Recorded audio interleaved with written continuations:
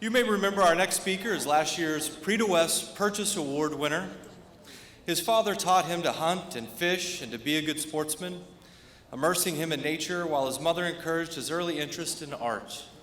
She arranged private painting lessons and they frequented the Joslyn Art Museum. Fascinated by birds, he hoped to become a professional artist or ornithologist. He was mentored in ecology by naturalist James Malkowski at the Fontanelle Forest Nature Center. He earned a Bachelor of Science degree in wildlife biology from Iowa State University and immediately began a freelance art career painting birds and for galleries and commissions. Travel in foreign lands brought new subjects to light, and he settled in Santa Fe in 1985 to seriously pursue landscape painting as his primary focus. He has lived in Colorado, Wyoming, and Arizona, with work featured in over 40 museum exhibitions. He often speaks with school classes, inspiring students to practice their art and pursue their dreams. He describes winning the 2015 Prix Purchase Award as the greatest honor of his career.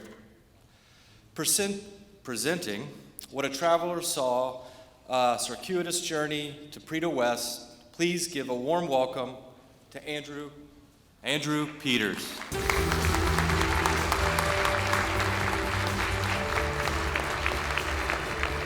Thank you, Eric, for that kind introduction. Thank you all for being here this morning. I've been looking forward to this for a long time. I like to think of the Cowboy Museum as this great, beautiful home on the hill that's filled with all these beautiful treasures and works of art and memorabilia and documents. And I like to think of this room as the living room where we all gather. It brings artists and collectors and art lovers together. And also, first and foremost, I would like to thank my fellow artist and colleague, Morgan Weisling, on a brilliant presentation. It was so sensitive and genuine and such a great family tale for someone who, in addition to all that, is this marvelous virtuoso painter. So what a great tribute that was. You know, I talked to Susan Patterson recently, who wrangles all the artists for this event. And I said, Susan, who's the speaker that's in advance of me? And she said, oh, it's Morgan Weisling. And I thanked her and I hung up the phone and I laid my head on my arms and cried. I said, really? Really, Morgan Weisling, Mr. two-time Prix virtuoso guy. And then I thought, why couldn't I have gone after this artist? And I thought, oh, boy, lucky I didn't have to follow them. Well, how about this artist? Oh, geez, dodged a bullet there. So I went right down the list, and it proved to me instantly that every artist in this show would be a tough act to follow. And what a great group to be associated with. It is very proud, a great source of pride for me. And this presentation of mine, What the Traveler Saw, is about my own journey as an artist, which, not having gone to a formal art academy, although I had instructors along the way, I put together through a series of travel the kind of art education I thought that would best help me to grow as a painter. It's not in chronological order, it kind of jumps around.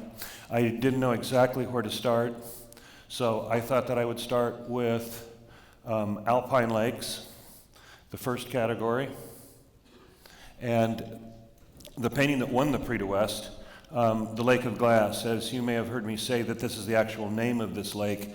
My heroes growing up were artist explorers and scientist explorers, and what they did was they found remote places where they could learn about things from the Ice Age and things that were a long ways in the past, places filled with mystery. Along that route to the Lake of Glass, indeed, is the Shark's Tooth, another spectacular example of an alpine lake near timberline. These places speak to me for their ancient mystery and for their absolute beauty. They're in strong hands. They're in national parks. And as you would travel to the Lake of Glass, you would go along the right-hand side of this lake and then pass to beyond the end of the lake, going left underneath that giant cliff. The absolute outflow of the lake of glass is this granite wall which you run up against, and I thought, oh, not me. I'd been there like 10 years before, but I'd like put this out of my mind somehow. So I'm thinking, well, oh, the heck with the lake of glass. Who needs that? I can just paint the waterfall, and then I don't have to climb this granite wall to get there. But a couple of little kids scampered past and scampered right up the thing, so they shamed me into it. When you top out next to that, this is the view that you see in early afternoon, and that mountain wall and hanging glacier beyond are going into shadow. And so that creates drama in the scene, but what I would point out in this picture is the mountains look compressed. They look unspectacular. We've all taken photographs of mountains, and we can see how this can happen. That the field of view, trying to get the entire foreground, diminishes the background significantly. So I paint a sketch on location. And I do it in the tradition of artists who have gone into the wilderness for a century at least to try and capture in these sketches on location a preliminary study to inform the studio painting. It captures the atmosphere, the scale, and the grandeur of the place as interpreted through a human temperament. Carl Rungus painted this scene of Lake O'Hara. It's one of my absolute favorite alpine lake scenes in a very prominent American genre. It captures this rarefied air at timberline that's reflected light from glaciers and lake bottoms with this brilliant geometry of the submerged logs that are in the foreground. This particular painting of Bow Lake puts the lake far into the midground to show the spectacular Douglas firs that are in the foreground and the Wapta ice field beyond, which if we look at it a little bit more closely, you see that jagged blue line of trees in the foreground. Well, today, with global climate change, you can see how much the Wapta ice field is receding. And so we know that these paintings of alpine lakes are also very timely, in that they are recording a record for all time of these places, as Edgar Payne did 100 years ago in the California Sierra. Also, in this country near Yosemite at large at that time was the great traveler naturalist John Muir, who said, I am well again. I have come to life in the cool winds and crystal waters of the mountains. And that's the way we all feel in that country. And it is so exciting to climb to these places and to find them and to find that all of their beauty can be brought back in the form of a canvas that can be recorded for all time for all the work that you have done to capture that beauty. These kinds of paintings were not where I started out. These are very complex paintings as far as their abstract nature and everything that has gone into them that requires a kind of skill that took a long time for me to learn. In my early stages as a landscape painter in New Mexico, I found farmhouses, first and foremost, on the land and of the land were so old and so organic that they spoke to me in ways that taught me to paint landscapes. In other words, their geometry and their windows and doorways were all available to me in these paintings from the 1980s to begin to learn how to paint landscape by simple lessons, as if you had taken building blocks like a child's blocks, put them on a table, and in outdoor sunlight, made simple still life paintings of them. As soon as I became commercially successful with paintings like these, I quit painting them. That's part of the idea. Rather than repeating a successful formula, you find new methods to say it, and you find new ways to educate collectors. So the more arcane, the oddball things that could be seen would also be fair game, if only for a chance to try and capture sunlight, to make straightforward statements about sunlight on various objects. Churches, also a comforting and beautiful kind of a genre that can be found in northern New Mexico and other places on open land like this of the landscape, and moradas in that country, would lead me to farther flung places where I could take that kind of knowledge and use it when painting in Romania, an onion-domed Orthodox church near where Isaac Levitan had painted. And Isaac Levitan was a hero of mine. I was there sort of in pilgrimage, but also to find farmhouses, a ubiquitous kind of a genre that can be found throughout the world in various forms. These farmhouses had these unique half-hip roofs and a kind of an embroidery, sort of a fresco design motif around the edge of the house that was so unique. Another aspect of these is they were locked behind the Iron Curtain for 50 years of dictatorships, and outsiders were not allowed into this country to find these things. So these people maintained these beautiful organic houses by hand with this dormer roof on this reminds me of a Cossack's balaclava of all things. And that region is in the very northern edge of the country. So I had gone into Bucharest, the capital city, and rented a car and outfitted there, knowing that goods and services were virtually non-existent in that corner of the world at that time. And it's also a very rugged country. And houses that could be found there and churches. I took this picture was taken by one of the children that always gathers around the easel. And I always carried those little yellow disposable Kodak cameras, the ones that are in cardboard with the disposable camera. So a number of these pictures of me in this presentation were taken by children along the way with cameras like that. And it shows this two easel system that I use, and more about that will be said directly. This little gingerbread cottage kind of a house is actually just an ordinary kind of a home in a marvelous village called Chiocanesti. And the children there are the most gorgeous crossroads combination of Slavic and Saxon and Romany and Turkish influences in that part of the world. We had a language barrier, although I always rehearse the language before I visit a new country, but we got along fine. I'd give them paintbrushes, we'd smile a lot, and they knew that the artistic process was a good one and something that they could embrace, and it was not something that was reserved for a chosen few. The accommodations there were a little bit Spartan, and I knew that going in. Apparently in my luggage there was not room for a tent, but I would for a week at a time bivouac in beautiful alpine meadows near peasant villages, and during the day I would need to find a stream in which to bathe and shave.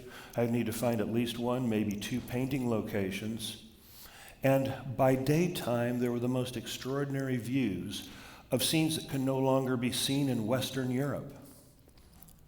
The honest dignity of hard work in the open air, families working together, husbands and wives working side by side in a race against nature.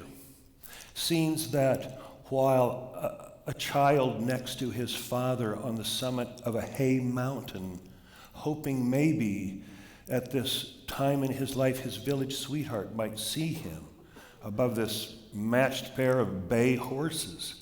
They were extraordinarily inspiring scenes for me to see as an artist, and in their own way, they inspire paintings or find their way into paintings along the way. Scenes from my great-grandfather's time when men and horses were partners in work every day. Nice-looking horses, well cared for, men who were very proud of them. And I know that there's lots of horse lovers in the house today, and I'm kind of partial to them myself. When a little horse colt was foaled, he was taken through the village for everyone to see him, but you know, the maternal leave was short for that mare, because she had to go back to work just as soon as possible. And with a little bit of string or twine tied around his neck, he would begin his apprenticeship in that sort of forgotten corner of the world. There were frescoes on churches there. In this one, for example, we can see angels leading the enlightened toward heaven, while the unfortunate are pulled through the rungs of a ladder to the hotter hereafter that's below. The extraordinary thing is that these paintings are on the outsides of these churches. They're called the painted churches of Bukovina, and they were billboards to the unenlightened. In the 14th century was when these churches were painted. An astounding combination of art and architecture and religion and culture and history all in one location. I think about these often. They were an extraordinary thing to find in these high forests. Doorways, too, were a kind of a genre that has always appealed to me for their recessed nature back into thick walls. You can tell the age of a house sometimes by the thickness of its walls. These bring us to our next portion, and wherever I would travel, I would find these portals that would divide our lives from our private life to our public life, from our sheltered life to our exposed life, familial to societal lives. They're potent symbols. And these were lessons to me, all done out of doors, on site, on location, so that I could learn simple lessons about surfaces and textures in light and shadow. John Singer Sargent made this painting, and many paintings like this that he made were paintings which are highly sought after by museums. They're highly regarded as extraordinary works of art. He did them on the move. And the ones that really got to me were his paintings that he did in Morocco, these sun-drenched, geometric, mysterious, unique, exotic views from about 100 years ago when he traveled there. Even in indirect light, they were potent and very sensual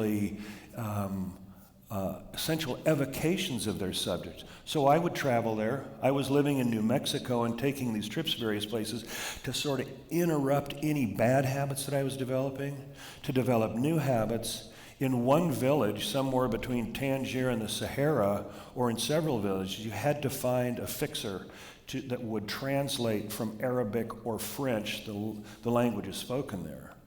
And he would run errands for you, or he would marshal children that were very rowdy in that particular country. Or he would guide sometimes. He would make your deal and you'd never see him again. One was named Mustafa, and when I was done, I just kind of shook myself from this painting. You're in a painting 2.5 or 3 hours. And he looked at me and he said, "You are tired." And they ask a question on the declarative like that. And I said, "This isn't as easy as it looks." And he stood very straight and he said, "It is the work of the heart. The hardest kind of work there is." And then he said, "Minanarufe," which means it is said or it is known. And so there's some great travelers in the house today, and you know what it's like. You know, these nuggets from the mouths of babes that you find along the way are, you know, they're important. They stay with you, and there was a lot of truth in that one, I thought. Also, too, on that same latitude from New Mexico, similar climate. I was looking for similar influences in the architecture that I loved in New Mexico. I was wondering if if the Spanish influence in New Mexico had in fact come from the western end of the Eastern world. And this indeed is in a town called Ouarzazate, Morocco. If you're traveling in developing countries, it's helpful if there's an ocean nearby, because then you have room for your notes on the maps. These are these gorgeous Michelin maps. We don't have them for the Americas, but the rest of the world has them, and they are fabulous.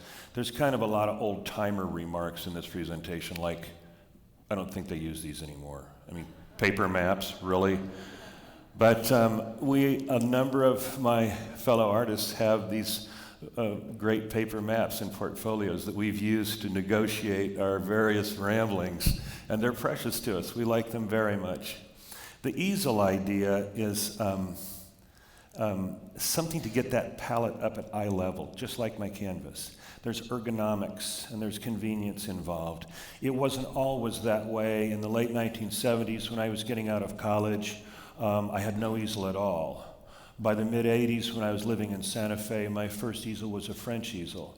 Many of us started out that way. They're kind of an infernal contraption, but we look back on them wistfully because we had great adventures with our French easels back in those days. And that two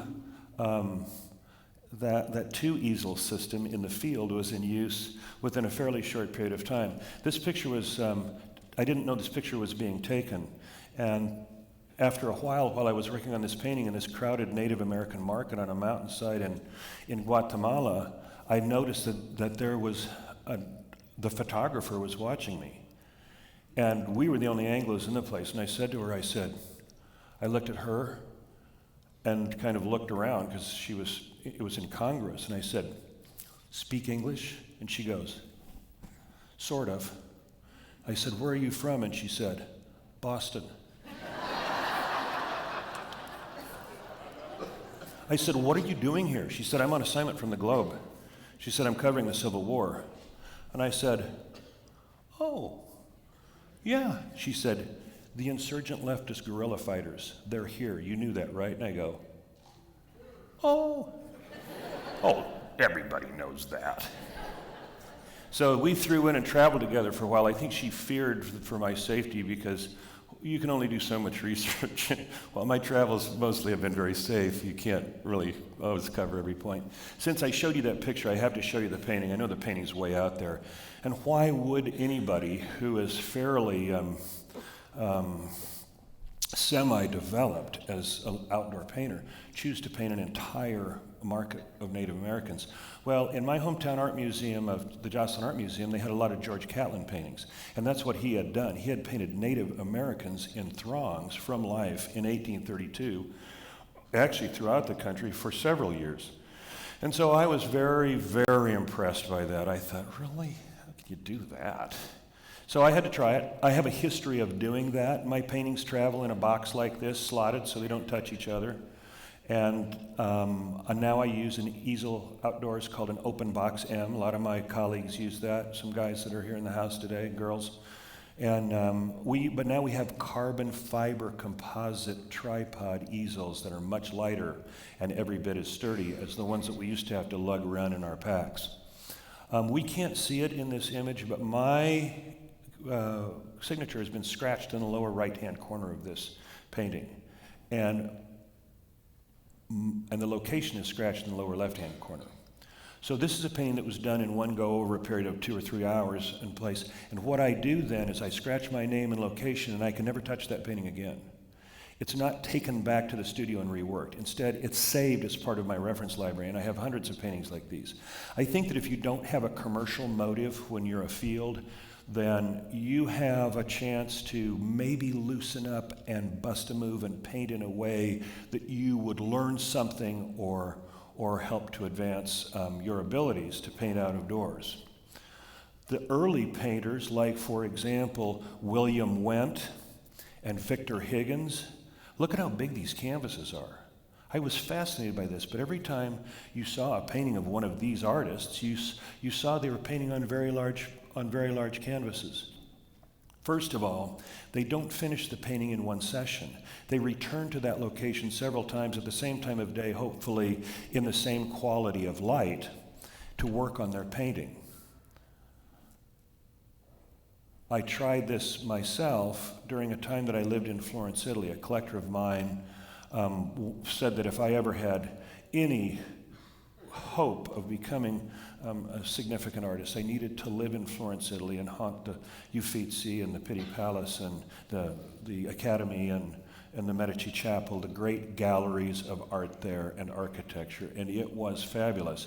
And the first thing that you learn painting a vegetable market from life, I wanted to have commercially completed paintings and actually fund my trip there as Sargent had done. I wanted to see if this was still possible. How could he do that? But you learn right away that the fruits and vegetables are never in the same place twice. So that when you come back there every other day, and the other thing was when I shipped all 7 of these paintings several months later out of Florence, Italy, before I came home, they all had to be x-rayed. They thought that these were perhaps stolen Renaissance masterpieces that had been covered over by some hack tourist Sunday painter. Now that hurt, okay? I mean, I don't speak a lot of Italian, but I got that part. When you would tote your canvases through the village, through these narrow streets in Italy, you would hear these shopkeepers would sometimes, they would say, "Buongiorno, signor Pittori." So they were saying, "Good morning, Mr. Painter." So you had gone from tourist to traveler to sort of resident, and that was always a very good feeling. That's why we admire those citizens of the world like Sargent and other travelers. And Venice, the really 19th century of the entire continent, where the miracle of no cars transforms human importance astonishingly, and so figures now would come to also be part of these paintings that I would make and trying to finish while I was on the move in farther places. In Ireland, the blue-gray leaden skies reflected in the reddish peat bogs would make this purple-looking water that was fabulous. We didn't have a lot of cloudy days in the American Southwest, so it was important to learn how to handle neutral light and sun breaks when painting farmhouses. They could be found everywhere. And these organic, ancient farmhouses were in particular very enchanting in Ireland. Many of you have traveled there. You know what an easy place that is to travel, and what a beautiful one. Another thing that we find when we go there is these old graveyards. They're fascinating, and they're ancient, and their Celtic headstones are carved. But how to make a painting of one? I mean, even if the place has some element of cheerfulness, they're joyless places. And one day, I found the perfect counterpoint. He was a mourner who was in the graveyard, and I saw him there every day. He was dressed in black. But what made him the perfect counterpoint was he had a white shirt on. And that black and white resonated like loyalty and devotion in his vigil. And the other thing that really made it the proper counterpoint was he was irrepressibly cheerful.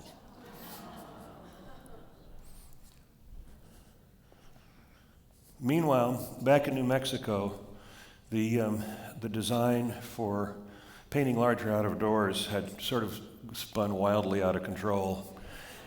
And I realized that using my pickup truck as the anchor point to battle against the number one enemy of painting large out of doors is wind.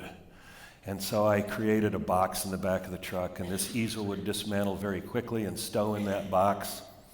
Joseph Henry Sharp had a shepherd's wagon he called the Prairie Dog, so that's what I named my truck. Joseph Henry Sharp was the father of the Taos Society of Artists, and he did hundreds of Native American portraits in the shepherd's wagon next to a little airtight stove, and landscapes out of doors as well.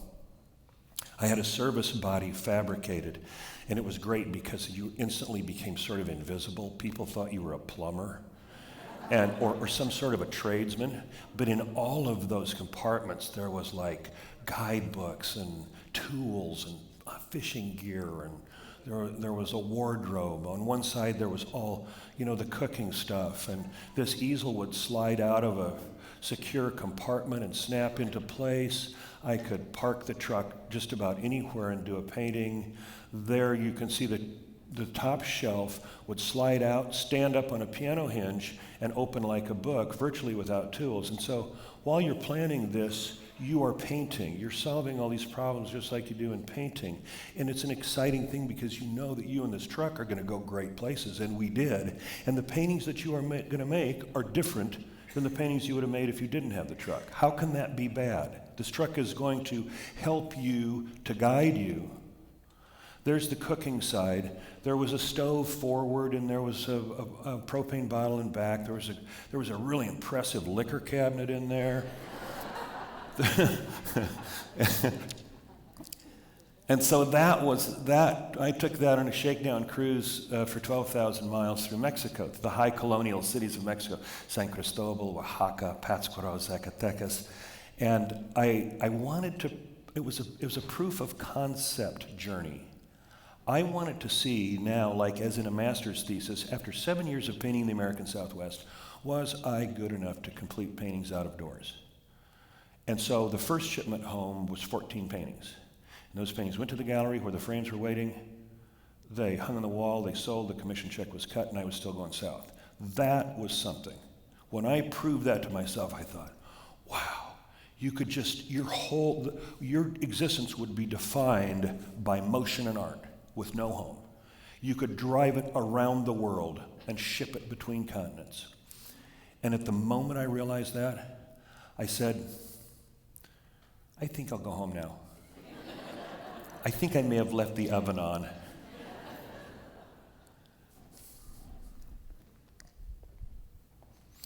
I had any number of advantages as a child, and when I say lucky, I mean that gratefully, not boastfully. Lucky that my father was this great outdoorsman. My earliest memories as a child were these beautiful ducks that he brought home. They're delicate markings, they're dramatic patterns, they're aerodynamic shapes. I was astounded. You could arrange their feathers, clean their plumage, and make them in lifelike positions. I was lucky that I had 3 brothers, Jeff, Mark, and Jake, and that my father would take us on all of these fabulous expeditions, and Mom too, on summer vacations in far-flung places. We were seldom to be found indoors, and lucky that my father's friend Homer Robnett was constantly giving him the latest Audubon print from the insurance office that he worked for. And my brothers and I were all over this. I mean, we were astonished because we could take the print and we could take the duck and compare them side by side. My older brother Jeff, my next younger brother Mark were also drawing at the same time, drawing these same subjects. And so I said, all right, I'm getting in this game. How hard can it be, really?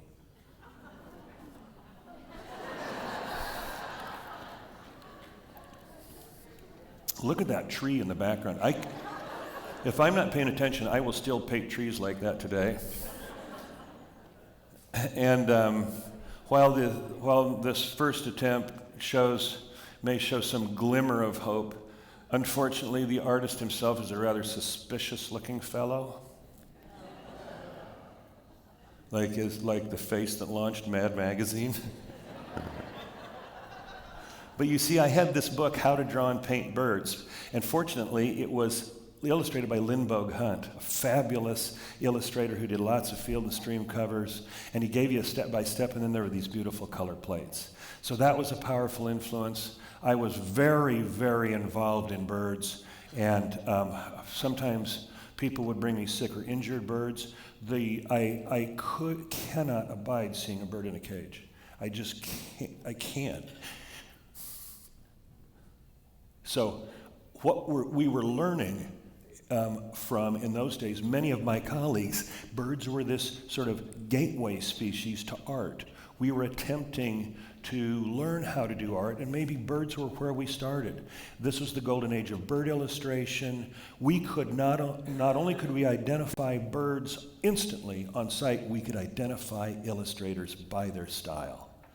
So that was a great lesson to learn, but we also learned the loss of the elegant passenger pigeon that was persecuted to extinction. And as you study birds and you learn about the extinction of these species that are gone forever, it becomes it's a deeply saddening tale, and you become also connected with conservation and the wider ecology of our planet. Then you begin to scrutinize very carefully the endangered species. In those days, back in the 1960s, all these species were critically endangered. And so my favorite among them was the trumpeter swan, and on a family vacation when I was 13 years old, I would finally see them. They were in Yellowstone National Park. I saw a pair that was flying. I think it was the Lamar Valley. And when I got home, I would begin to spend the next couple of months under the tutelage of my art teacher, Fran Day, to make my first very serious painting attempt. Why then does a 13-year-old make a painting of an endangered species that he's only seen once? I think it was a kind of a prayer. We all paint for different reasons, but they're deeply emotional reasons. Every work of art in the Prix de West comes from that kind of passion, that what you see in these paintings has an enormous, and sculptures, an enormous amount of the artist's energy that's within it. That energy comes with that painting wherever it goes. If it's a mountain lake, it fills that room just like these beautiful triptychs do. It adds energy and value to a place. And so that first painting, with a complete background, my first very serious attempt, I think was probably, I was making medicine, I think was what was going on there. But these bird illustrators, there's no background. There's no foreground, middle ground, background, and there's no really source of direct light, direct sunlight. So that's what, as I emerged from high school and into college, my paintings were that way as well. That they were vignettes, because you would make these very serious working drawings, several of them for each painting, even counting feathers. And all wildlife painting and other painting as well is sort of eliminates that line between science and art. That accuracy and veracity are what we loved about Audubon's work, and that stays with you, especially if you learn that at an early age. As time would go along, my paintings would have more and more direct source of light in them. I was learning how to do that. That my backgrounds would become more and more complete. Why? How is this happening? It's easy. Two things. Art of the West magazine, Southwest Art magazine. They were starting to land on my doorstep in around 1980, and they were showing me pictures like this, which absolutely changed everything from that point on. This shows us that light determines form, not line. So you see, it's not a thinking thing, it's a seeing thing. And that would lead me to the next phase of my career, moving on away from painting birds, and the Joslyn Art Museum, my hometown art museum, where I had my first lessons as a child, was where all these marvelous Carl Bodmer watercolors had come to be part of the permanent collection, thanks to a very generous gift. I would go back to this location 171 years later and take this picture and put these two pictures side by side. And once again, I'm completely astounded by the accuracy that this artist is devoting. And he could not only do that, but on the move in 1833 up the Missouri River, he's painting entire herds of animals from life in a beautiful landscape. So once again, I had to try it out. I had to see what that was like. Enormous numbers of elephants were being slaughtered in Africa at that time as many countries returned to self-rule. I said, I better get over there because there's something about that story that's terribly familiar. Think the American bison and what happened on this continent. So I would begin to travel with no itinerary, no timetable, no exit strategy, no ticket out, from country to country, seeking game parks and drawing and sketching animals from life in my sketchbooks, trying to add watercolor as Carl Bodmer did, even trying to paint landscapes for the first time in my life. I traveled by hitchhiking and hiking and matatu and truck, night train, bus, whatever conveyance was going. Sometimes, and oftentimes to get in and out of game parks, you had to be on safari, and there were ways to bargain your way into those in a very lucrative sense and have In this map, the yellow line shows the route that ultimately I got. It was kind of like I kept bouncing off the edge of the continent. And eventually, after almost a year, I would end up in Cape Town. And so what I was really doing is I was just sort of doing what Carl Bodmer had done. And that is going to a foreign continent filled with wild creatures and trying to draw and paint them. I didn't know that's what I was doing at the time.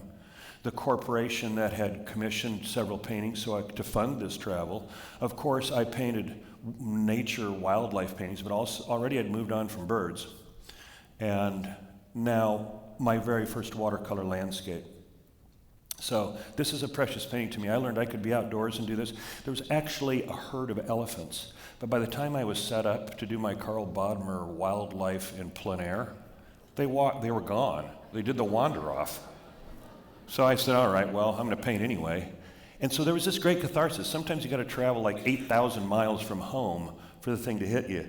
Another thing that happened that I never saw coming as I came back to the States and finished all these paintings was this. And so now I could close the circle. I could forgive humanity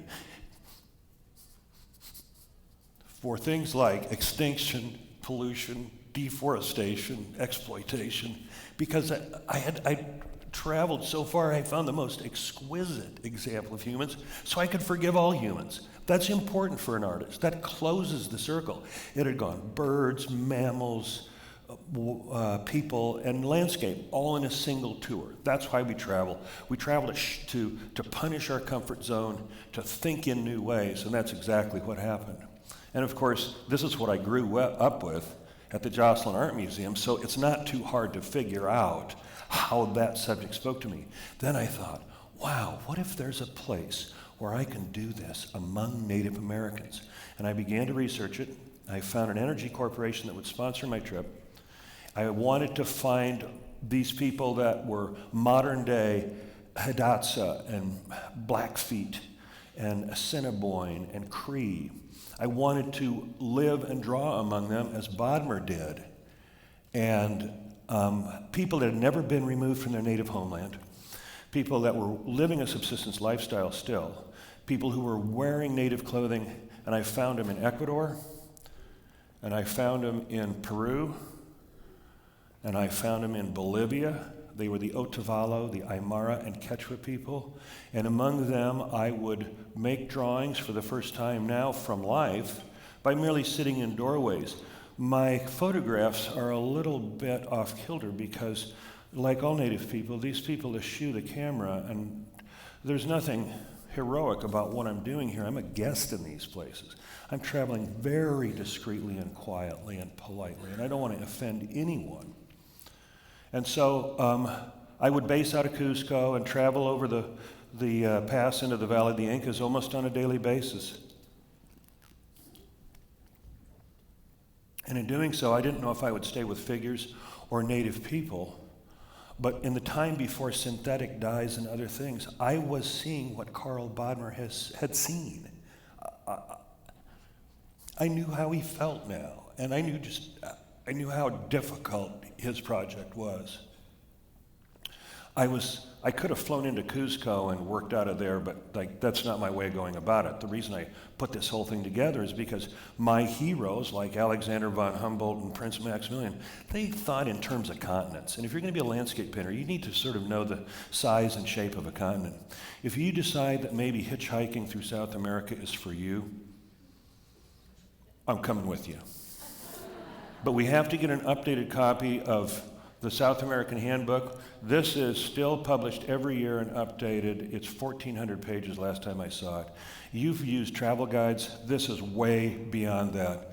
It'll tell you, for example, where the guy with the dugout can get you across a river or into a swamp to see a kind of a bird, or where there's a pension with no sign on it, or where there's marvelous little museums or cultural events to be seen. And my sketches would go to make these working drawings that were 3 feet by 4 feet, that would go to paintings like this, obviously flawed. I was new to oil painting and new to figures. I thought if you could draw birds, you could draw figures. Well, I studied that since then. And in the meantime, I was driving for bold advances. And when you do that, project failure is going to happen. But it beats the alternative, which would be mediocrity and missed chances. So yeah, I was in way over my head, but I wanted to be E. Martin Hennings. Here we are, Native American people, Native American dress, architecture, bright sunlight. That's what I just wanted to try it on. I wanted to see if I could even get near to what artists like that had created. So these things are really pushing the boundaries of what I could do. These are all these are some of my journals that are still a great comfort. I don't think people do this anymore. I don't think like the pen and paper journal is still going, I don't know. Or writing home letters to mom and dad and all of the great stamps that are left over from that. So those are some of the precious things. Finally, in our last section, I learned to pack horses to get in the backcountry and spend more time. Some time ago, I was married at the time, and my wife was a good hand, and we did that a lot, and I learned to paint alpine lakes that way, too. Now I hire an outfitter to take me into the backcountry, and with pack mules and saddle horses, we go into the Wind River Range each summer and paint mountain peaks that really aren't even named. It's the largest wilderness area in the lower 48. Tucker Smith in this picture is the principal on the trip. I'm his guest. There's a number of artists in the house today who have been up the trail with Tucker, who have been on that trip and know what it's like for artists to be in the wilderness and paint together like Carl Rungus did in that same country 100 years ago with these, to live like a mountain man, to live like a cowboy. I mean, who doesn't want to do that? If you never dreamed of doing that, you might be in the wrong museum. Sometimes we have to wait for those glacial rivers to get down and in shape so we can get across them. Sometimes the horses are plunging in muck and moose willows and bugs on the way up the trail. Sometimes you come out into a beautiful sunlit aspen glade, and life could not be better, and then suddenly you're all jammed up in a bunch of blowdowns and an old burn on a mountainside in bad weather. And one time we came around I often ride drag because I'm distracted by things I'm looking at around me, and I don't mind. And we came around the bend in the trail one time and beheld this beautiful deep lake, and I said, oh my gosh, what a scene, and I began to fiddle with my camera, and my horse was very uneasy. Well, as I looked through my camera to take the shot, I realized that the entire party was already around the other side of the lake. And you know, horses kind of can go all to pieces sometimes for seemingly no reason. And so finally I took the picture and gave him his head back, and he just had to reach his long-lost chums by the most direct a route possible. The outfitter was not amused. While we were swimming across, he waited for me while he gathered some rather unflattering adjectives for me and my horse. I mean, it was colorful. That mild-mannered Tucker Smith, a lifelong admirer of fast horses, all he could say was, gosh, that horse could swim fast. Ralph Oberg rode by me and he said, check the saddlebags for trout.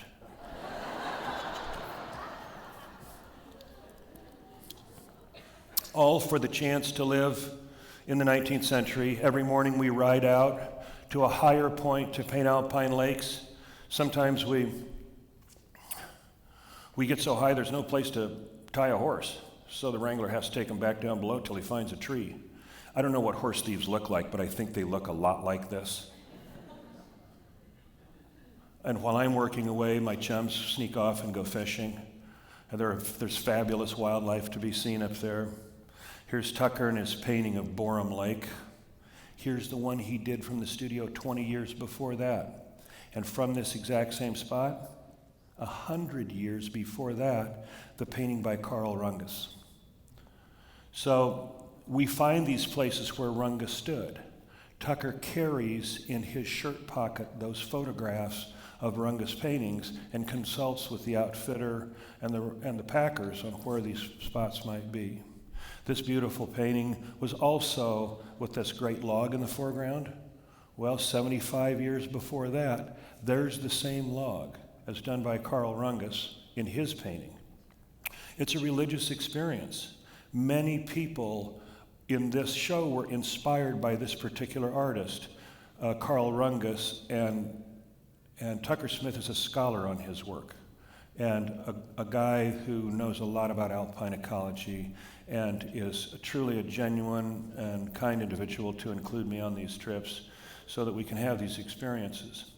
In closing, I would like to say that, I like to think of the cowboy as this great big home where we gather, and that the Prix du West is sort of one great single work of art that's multifaceted, and we all have a part to play, and we all contributed to it. Once a year, we artists are invited into the Cowboy Museum to redecorate a couple of rooms during the Prix du West, to bring value and prestige and nurturing, just as the museum does for us. And so, along with the esteemed collectors and art lovers, this is an extraordinary thing to be part of, and a very important part of my life. I'd also like to thank my family, who, with their support, I would not have become a landscape painter. And if I had to sum up my career, I probably could not have done it more concisely than Wallace Stegner, who said, "I hope I learned something from knowing intimately the creatures of the earth. I hope I learned something from looking a long ways, from looking up, from being much alone." And speaking of that, going back to a painting I did when I was 13 years old, well, that painting has a happy ending.